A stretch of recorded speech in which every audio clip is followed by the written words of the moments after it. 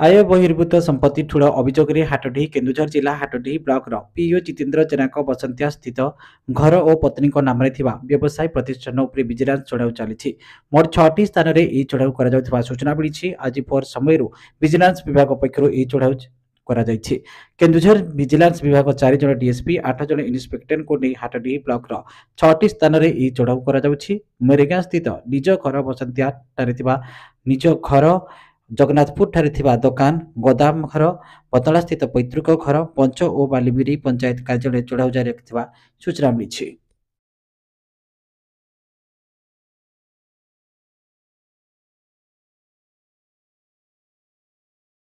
दर्शक बंधु आपण माने यूट्यूब रे 24 घंटार अपडेट खबर जानिबा पई यूट्यूब रे टाइप करंतु न्यूज एंड ओडिया। एबे यूट्यूब रे न्यूज एंड ओडिया चैनल उपलब्ध।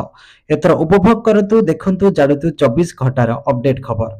जदि आपनको हमर खबर प्रसारण भल लागिला लाइक शेयर कमेंट सब्सक्राइब करंतु पार्श्व रे थिबा नोटिफिकेशन बेल उपरे प्रेस करंतु।